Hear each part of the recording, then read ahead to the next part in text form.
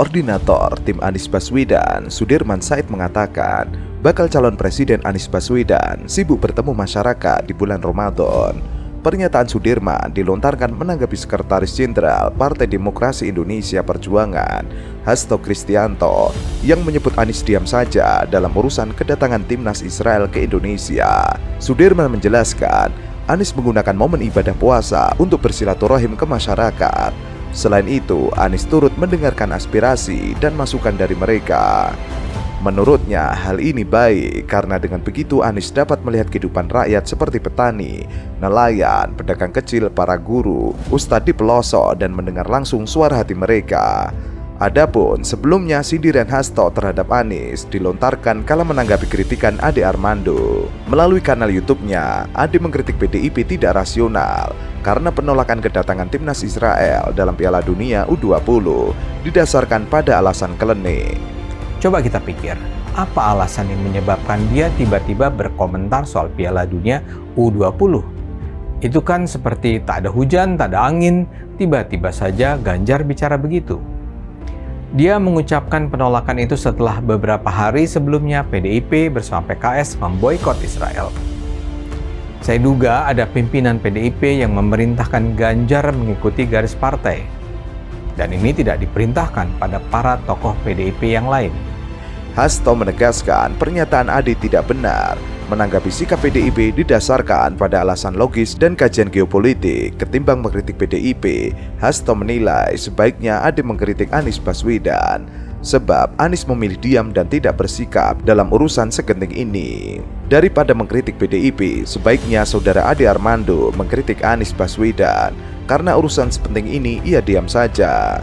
Mulanya, Hasto membantah pernyataan Ade dengan memaparkan kronologis penolakan kedatangan timnas Israel. Ia menjelaskan upaya lobi-lobi ke sejumlah pejabat negara dilakukan Hasto sejak 2022 hingga Maret 2023.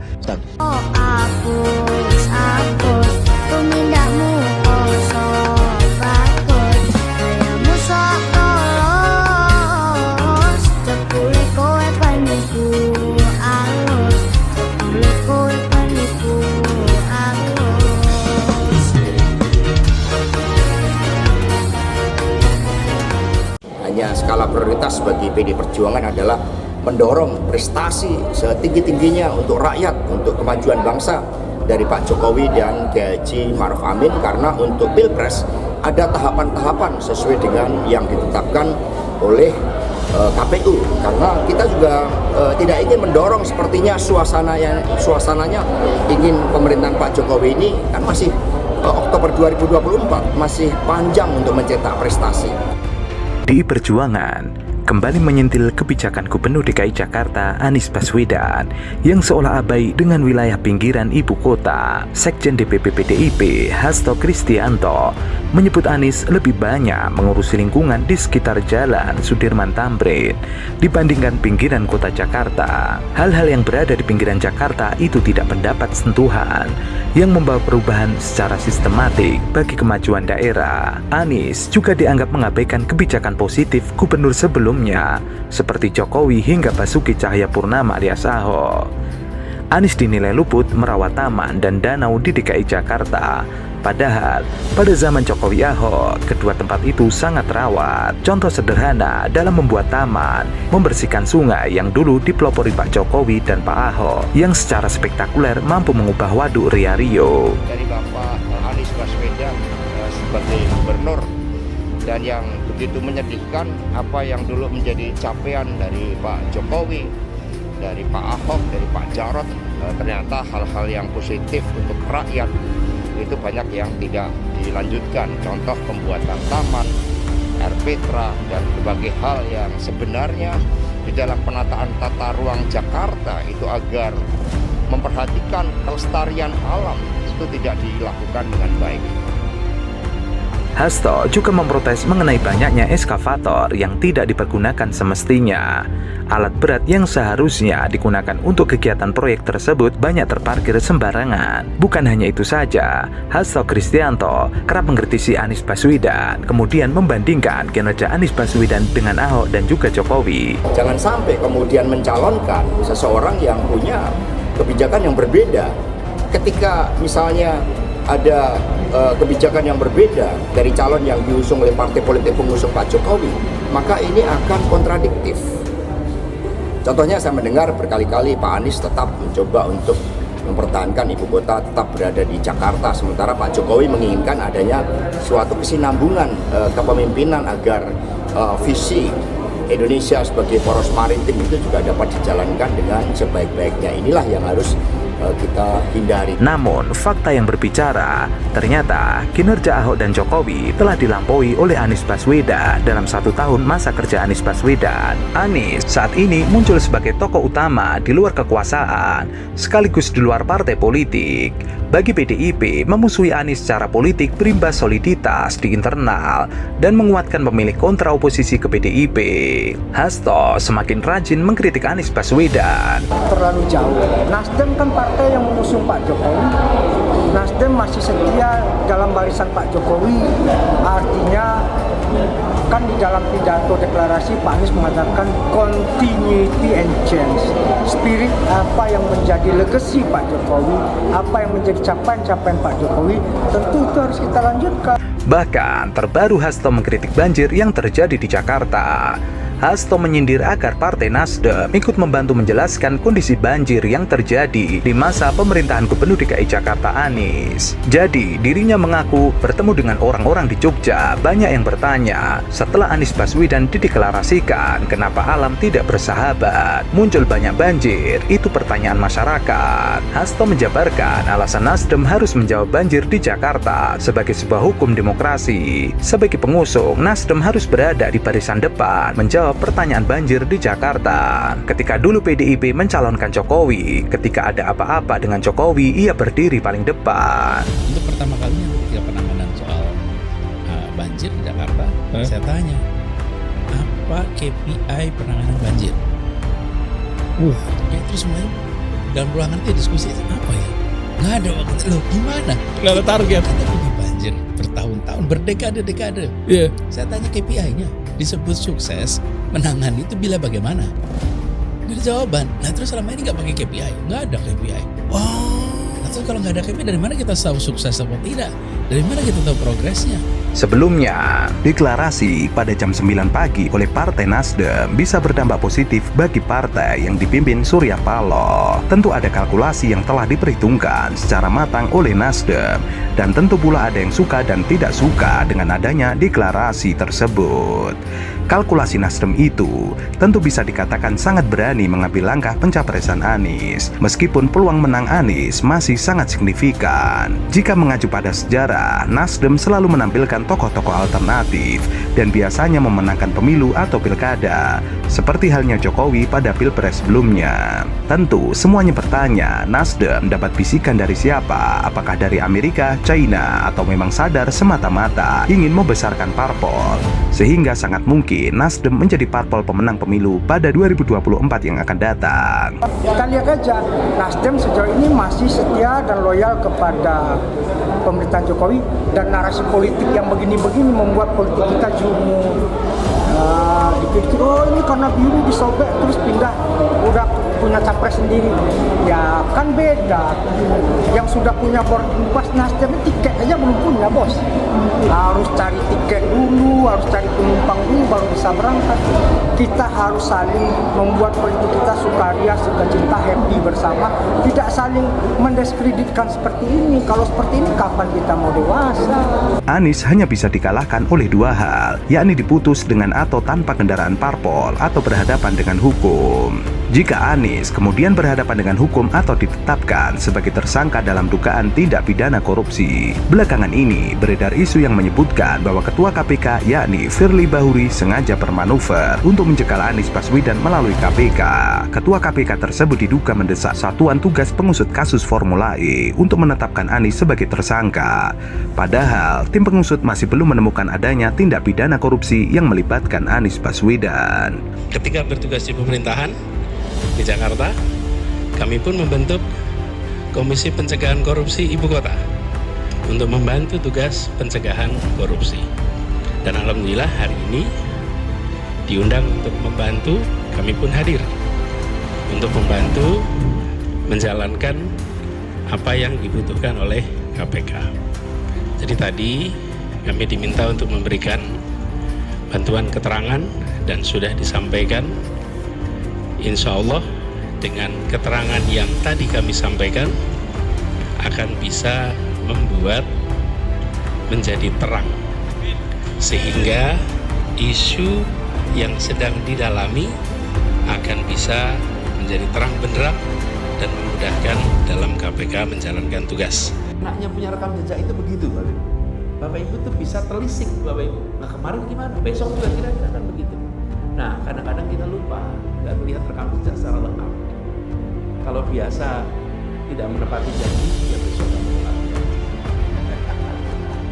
Iya, Pak. Sudah ada buktinya kan?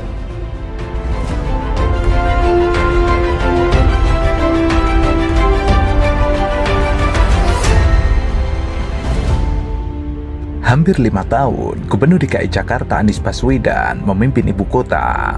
Masa jabatannya bakal berakhir pada Oktober 2022 nanti. Selama menjabat sebagai orang nomor 1 di DKI Jakarta, Anies telah mengutarakan kepada publik sejumlah prestasi dan pencapaian kebijakannya. Pencapaian Anies menjadi hal penting sebagai bentuk pertanggungjawabannya selama memimpin DKI Jakarta. Terlebih, hal ini pula yang menjadi sorotan Sekjen PDIP Hasto Kristianto yang mempertanyakan prestasi Anies selama mengelola Jakarta. Berikut daftar pencapaian yang dibanggakan Anies selama dirinya memimpin Jakarta. Pertama, Jakarta International Stadium. JIS adalah stadion sepak bola yang berlokasi di daerah Papanggo, Tanjung Priok, Jakarta Utara yang baru saja diresmikan kemarin. Peresmian JIS dipadati masyarakat dari segala penjuru.